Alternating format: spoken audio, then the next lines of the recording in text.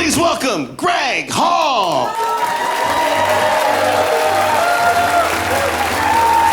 Hi, it's great to be here. I live in Nashville, Tennessee. Thanks, thank you. I write songs for a living. I've written songs for Keith Urban and Toby Keith. Yeah, they didn't do them. That part of it never.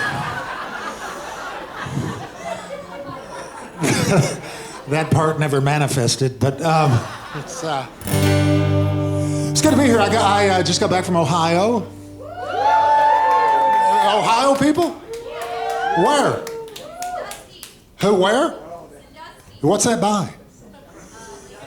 Lake Erie, by Cleveland? Yeah, very cool. I've got a cousin in Cleveland. Lives in a gated community there. He's in jail there. Yeah. He's actually my second cousin twice removed. The first time he was removed was from my niece's college graduation. He was bothering her friends, and the second time he was removed, he threw up in the holy water at Mass, and they. But Ohio, they got a lot of Amish people in Ohio. Yeah, and I met some Amish alcoholics I mean, when they fall off the wagon, I'm not kidding, they fall. I went to an Amish AA meeting. We didn't have any coffee, but we had some fresh cream and built a barn. It was very altruistic. And a couple of weeks before, I was in a state, and I don't want to tell you the name of the state because I love the state and I play there once or twice a year, but I got off the main highway for about 30 minutes and I got into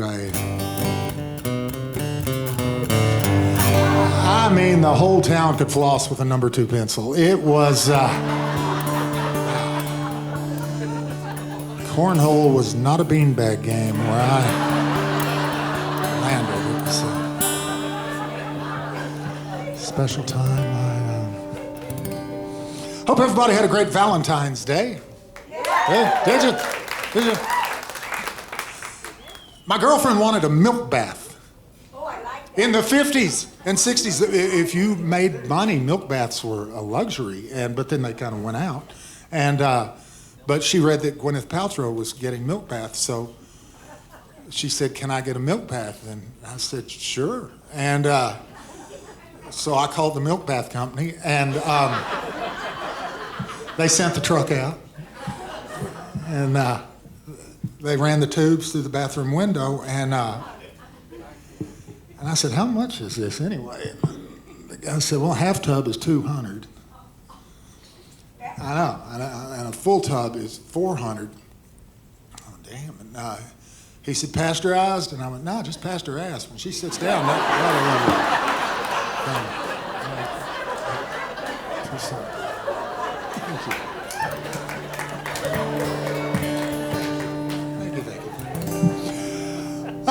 I'm getting older, and I don't mind. I like growing up when I did. I can't even claim middle age anymore, unless I go Old Testament, live to be 118. You know, that's not gonna happen. But I'm getting all these indications that I'm getting older. And you know, we all still feel younger than we've ever felt, and I certainly do. But I was in line getting some coffee, and 2 BFFs were in front of me. I had to look that up. I had a best friend forever. I didn't know what the hell that was. And so one of them looked at the other, and she said, "I love your new boyfriend, Michael, but he seems a little old for you. Is he pre-MySpace old?"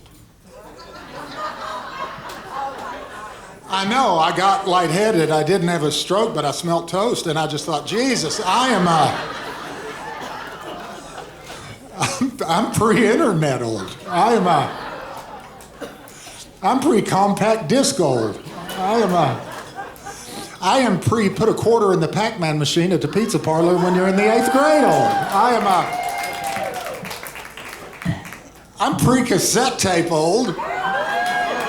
And the only thing you needed the only knowledge you needed to be an IT person back then was a number 2 pencil to put in the cassette to roll up the.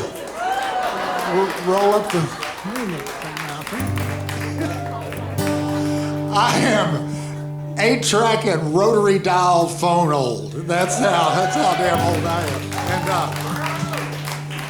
And when I was growing up, I grew up in Odessa, Texas. If you've ever heard of Landman or Friday Night Lights, that's my town. And my phone number growing up was 362-4224, which is pretty harmless. And but in the 8th grade, underneath the bleachers at the high school football game, I got to kiss Becky Robinson, and she was just awesome. And she gave me her phone number afterwards, and it was 899-0, which ironically is longer than 079, and I just don't have that kind of time for a relationship. I mean, I'm a young man trying to discover who I am and what I like, and I don't want to be tied down with that kind of crap, you know? And so I tell you, another indication was when I was 11 years old, Marcia Brady was 12 years old. My God, yeah. I lost my virginity to her 714 times in 3.5 weeks. Wow. And so there's a television station called MeTV, Memory Television, MeTV, and they show the old Bonanzas and the Gunsmokes and the Get Smarts and all the great old shows. And so I'm watching MeTV a couple of weeks ago, and the Brady Bunch comes on, and it's nearly 50 years later. And Alice the maid walks into the kitchen. I said, yeah, she's got that little Alice the maid blue dress on, you know. She bends over to take a roast out of the oven, thinking, I'd hit that.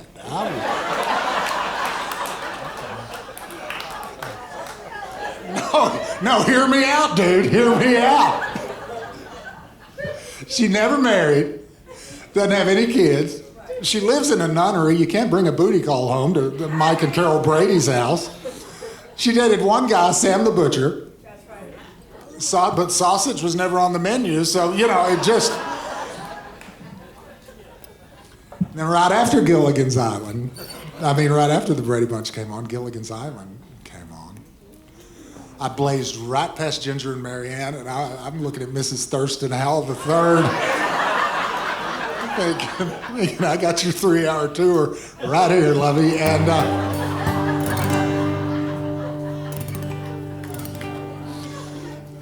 I wanted to embrace my youth. So a few months ago, I bought a box of Captain Crunch. Yeah, and I went through truckloads of that as a kid, you know. And so I poured me a box of those evil little razor rocks, and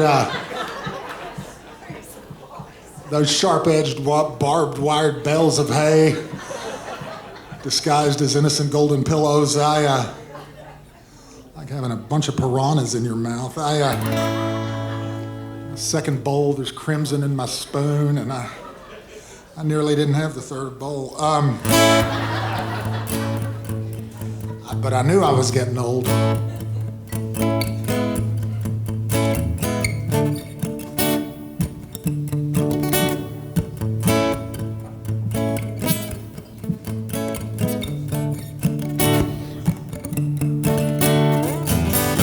I Googled Jack and Diane. It's 43 years old. Came out in 82. They are not the same Jack and Diane as they used to be.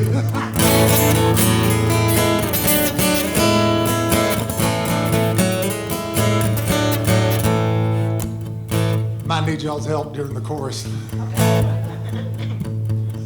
Little ditty about Jack and Diane. Two American and seniors doing the best they can. Jackie's gonna be a football star. Now he wears a catheter, keeps his teeth in a jar. All right.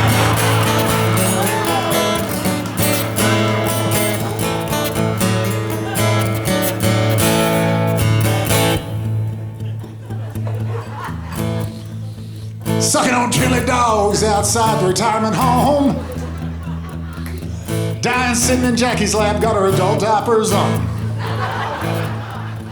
Jackie kicks back to collect his thoughts for a moment, then realizes it's getting hard to collect his thoughts for a moment. Y'all's turn.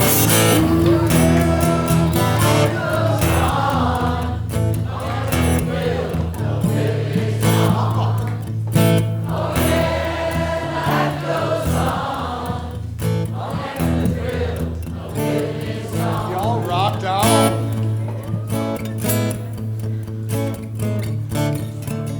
The McCurdy Tabernacle Choir. That was pretty good there.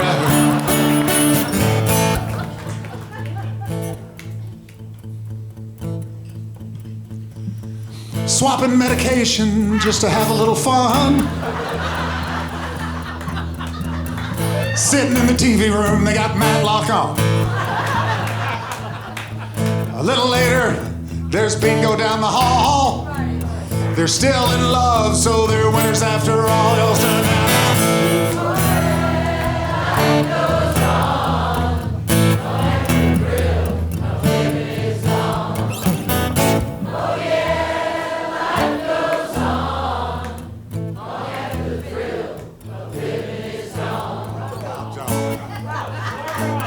Y'all crushed it.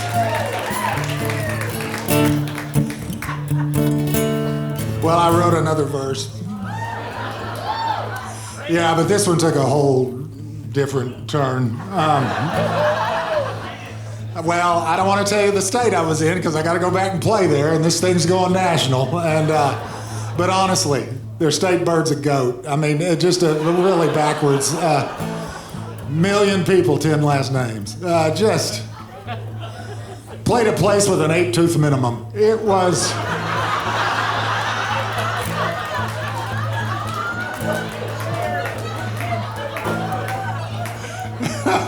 You know, reading is important, and enunciation is important, because there's a difference between helping your Uncle Jack off his horse and helping your Uncle Jack off his horse. I mean, you know, they're just, you gotta learn to read, and I don't know. Did I say that out loud? I'm sorry, that didn't. Little ditty about Jack and Diane. Dropped out of junior high, now they live in a van. They were cooking meth to feed their desire. Jackie dropped a beaker and the trailer caught on fire.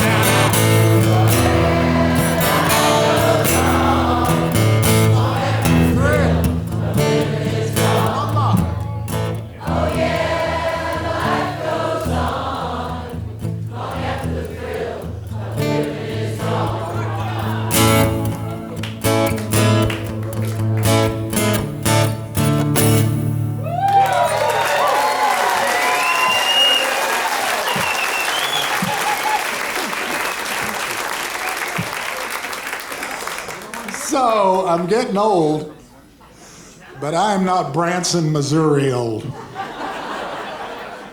I don't even know if Branson exists anymore.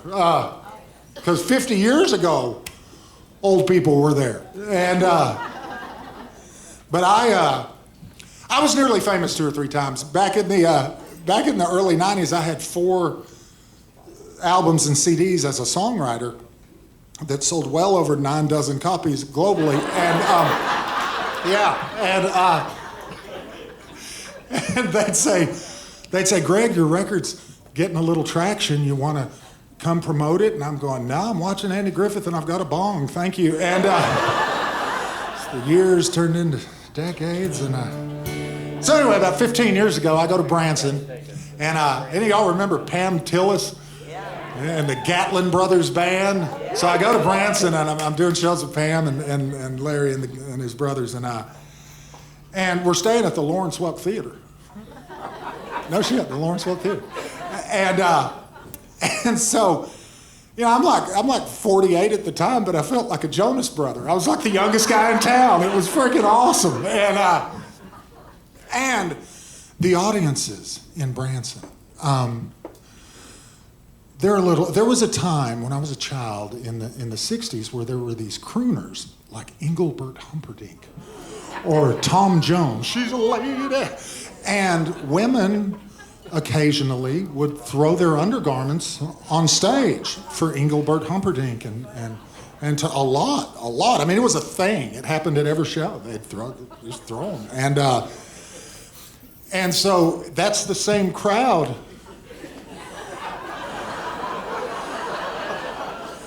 But the undergarments have changed, and I gotta tell you, when you hear Velcro ripping across the room, you're having a good night. It's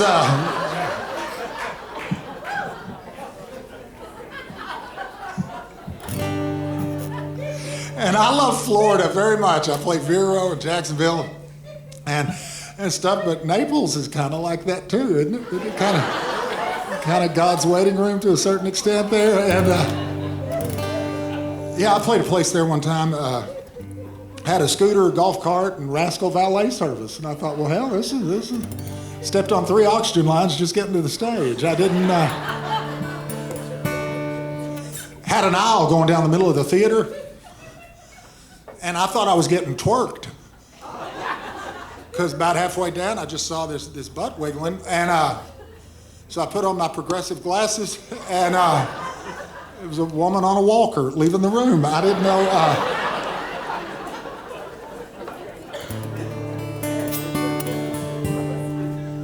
And I hate to share this, but there's a club down there.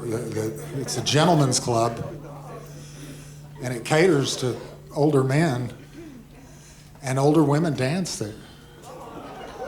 Yeah, it's an early bird thing. It's an early bird. Yeah. It's like welcome to the dusty cavern.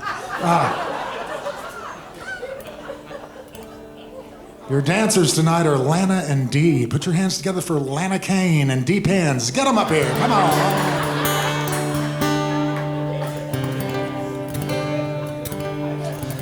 But I'm getting older, and I don't mind at all. What are you drinking, young man? Bourbon or vodka? Is it rum, like 80 proof, 40% alcohol? And what are you drinking, Julie? Coffee? Oh, that's right. Is that a beer at your table? 4%, 8 proof alcohol. I didn't look at the menu names, but did they have any cute names for drinks here? Like the McCurdy Flirty or something? And well, I'm going to go play the Hotel Atlantis in the Bahamas in 3 weeks, and I've been going there. Oh, it's great. I've been going there for like 12 years, and I love it. But they have foo-foo names for drinks. And it all started like 20 years ago with Sex on the Beach, Screaming Orgasms.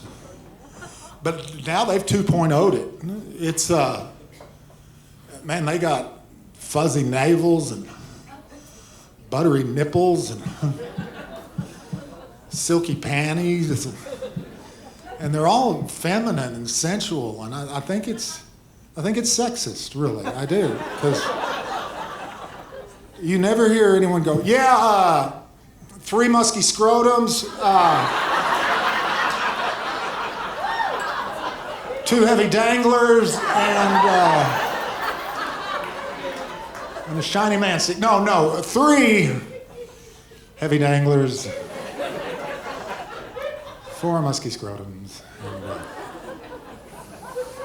my sister-in-law, ex-sister-in-law, is one of the funniest people I've ever met. And so 3 Christmases ago in San Antonio, Texas, she says, "Greg, I've invented a drink." And I said, "Pray tell, Reagan, what is it?" And she said, "I mixed 3 parts Pabst Blue Ribbon with 3 parts Smirnoff, and I call it a Pap smear." I went, "Wow, really?" And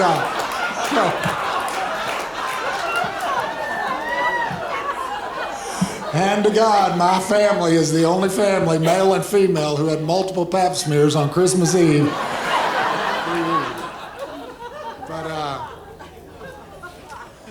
But I wish I could drink. I can't. I tried 7,000 times, and I'm just one of those people who can't drink. It's like I'm allergic to. I break out in handcuffs and shame and emergency rooms, shit like that. And if I have a vodka, I won't stop. And in 5 days, they'll find me on the roof of Costco with an accordion, a goat, and nude pictures of Don Knotts and B. Arthur. I mean, it's not pretty what'll happen. And, God, I used to get on the phone when I drank. Any? Yeah. We'll hold hands and say the Serenity Prayer after this. This is awesome. Yeah. There is nothing worse than waking up, you got 6 calls on your phone, and you're going, I got nothing. And one of them's for 23 minutes, and and men get nostalgic and sentimental when we're drunk. 2:30 in the morning is the wrong time to call the girl you dated in the 9th grade 46 years ago. And I say, what happened to us, man? We had something. I don't know. I mean, I do shit like that, you know? And last time I drank, I got a call the next morning, and it was from a woman, and she said, Greg, you called me at 3 o'clock in the morning last night, and you asked if I was wearing panties. And she said, you told me you wanted to please me. And I said, Aunt Becky, I'm sorry.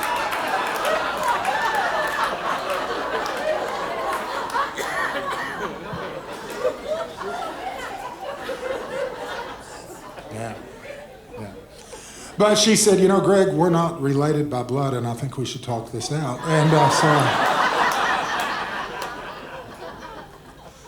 But anyway, after that, I quit cold turkey.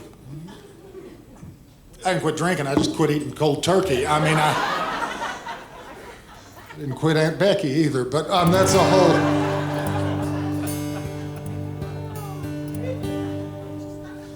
Oh, speaking of the Bahamas, I've been going there every year for 13 years or whatever, and it's just a great gig, and one show a night, and the rest of the time is just mine.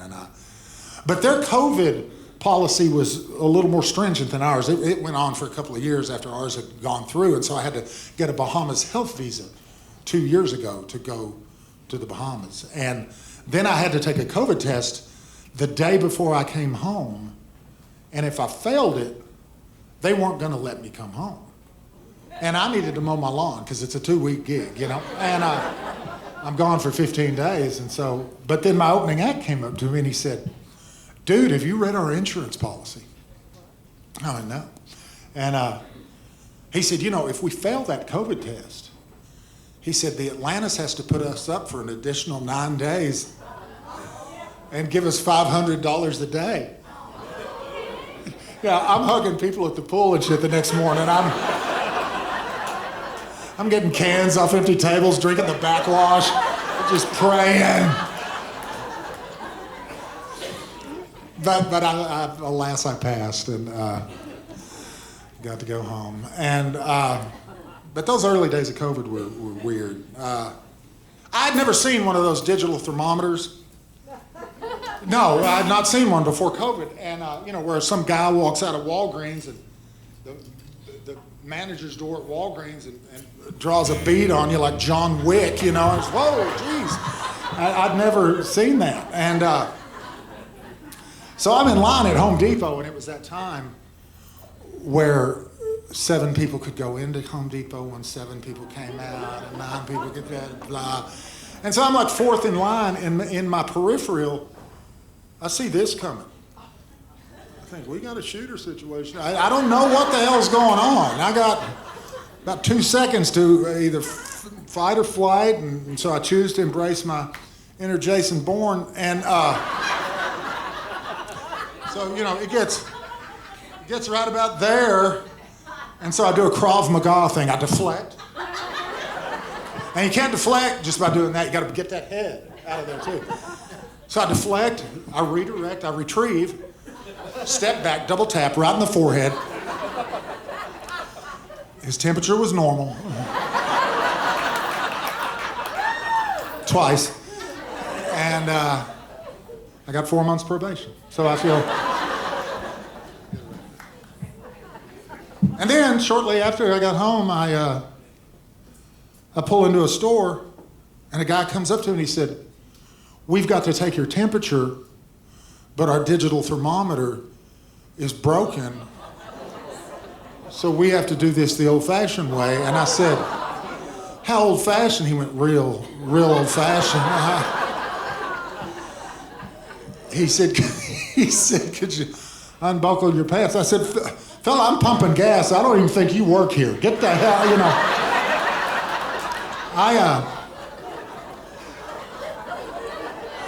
I won't let that happen a third time. I won't. I swear to God, I can't.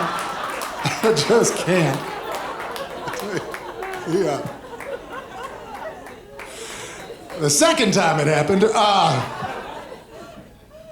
I went in for an old-fashioned, not a colonoscopy, but an old-fashioned prostate exam. I know, right? And I'm in the little back room, and man, this guy is thorough. I mean, he's going to town on me, and medically, I don't know what he learned with that second finger, but it felt wrong. You know what I mean? It just felt wrong. Not wrong.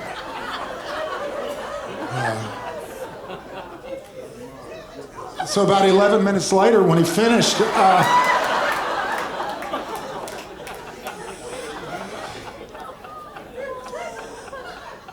turned around, he's taking off the gloves, and he said, "The doctor will be in a minute." And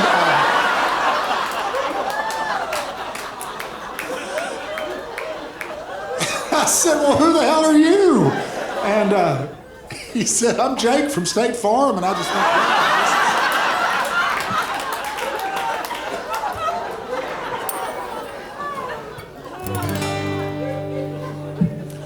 but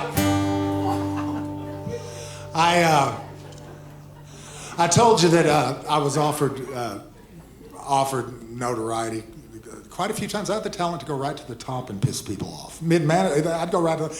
And so I had fears. I had fears of success. And everyone's afraid of something. I mean, fear is just a part of human life, And so I'll give you an example of how I would self-destruct. Yeah, remember Gordon Lightfoot? Yeah. If you could read my mind, love, you'd pack your bags and leave. I loved Gordon. When I started playing bars in Texas 30 years ago, when you learn copy tunes, If You Could Read My Mind's one of the first songs you ever learned. So anyway, I was asked to be the guitar player on a cruise ship about nearly 20 years ago, and every time the water would get rough, even though the people were safe, I'd start singing The Wreck of the Edmund Fitzgerald. And, so they'd be nervous and full of anxiety and kind of wobbling. I'd go, "Does anyone know where the love of God goes when the waves turn the minutes to hours? When supper time came, the old cook came on deck. He said, 'Fellas, it's too rough to feed you. Excuse me, sir, could you stop 7 p.m.? The main hatch waited in. He said, 'Fellas, it's been good to know you. Hey, dude, stop playing that church bell chimed. It rang 29 times for each man on the Edmund Fitz. Stop it! Stop it!' I was going, geez, it's a joke, people. I'm just kidding. I'll play y'all another song. The weather started getting rough. The tiny ship was tossed.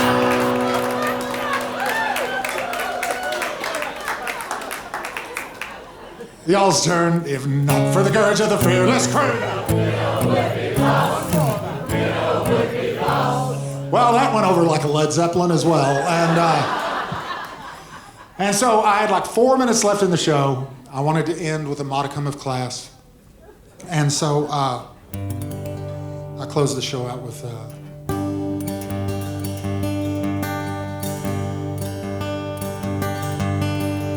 Near, far, wherever you are, I know that my heart will go on. And I never played that cruise line again.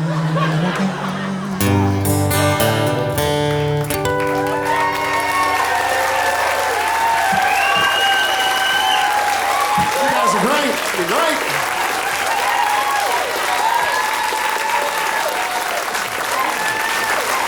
I was going to do a quick musical lesson. There are two prominent chords in the history of rock and roll. One is the power E chord. Hundreds of songs. Joe Walsh, Old Ozzy, 30th Special.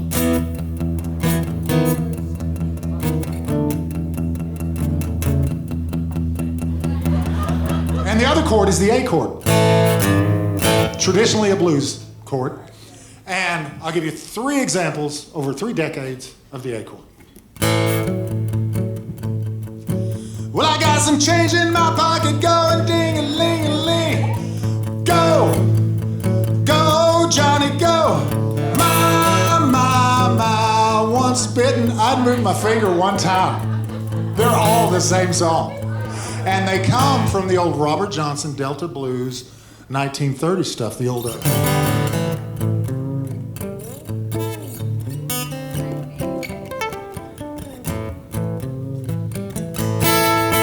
Those old blues songs were mean to women.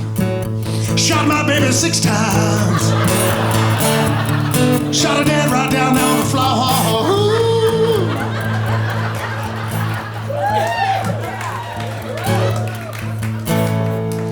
I wrote this song before I got my diagnosis, which is kind of funny. Kind of makes it even more special now. Some of y'all remember the front of the Jethro Tull album, Aqualung. So I make a reference to Aqualung in this. But I'm playing I play poker with some great songwriters in Nashville, some guys' songs you've heard a million times. So one of them thinks he's real funny, and someone said, "What do you hope when you die?" And he said, "I just hope the commode's flushed. So when people come in 3 days later," and I went, "Okay, great, good for you." And I got home, and metaphorically, I got to thinking about all the crap in my life. I got a basement full of junk. I got an attic full of junk. I got storage things in the backyard, buildings full of junk. And I don't want to leave that for anyone to clean up. You know, I need to have those garage sales I've wanted to have. So I needed to write this song, and I wrote it without a pick, so I'm destined to play it without a pick.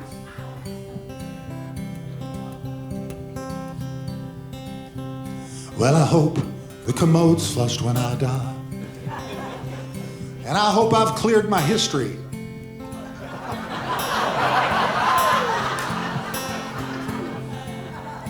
And wiped the old hard drive.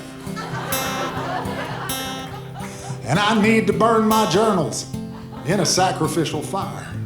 And I hope the commode's flushed when I die. 'Cause we've all done things we'd kinda like to hide. Anger, greed, gluttony, sloth, lust, envy, and pride. It's the human condition, stuck to us like glue.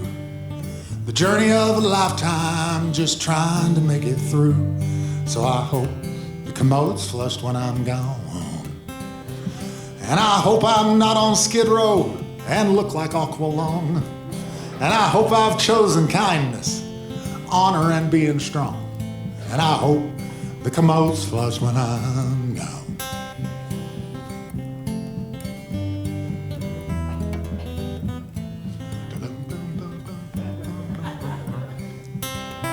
Well, I'd like to leave this world a righteous man, one who's learned his lessons and worked on his amends, whose affairs are in order. His trash is in the can, the sinks are clean, the lawn is mowed. That's Mother Nature's plan. So I hope the commode's flushed when I die. And if you're like me and need to make something right, well, as long as we're still drawing breath, that target's still in sight. So I hope the commode's flushed when I die. And I hope the commode's flushed when I... McCurdy's, y'all are spectacular. Thank you so much, Ron. Thank you so much. Thank you very much.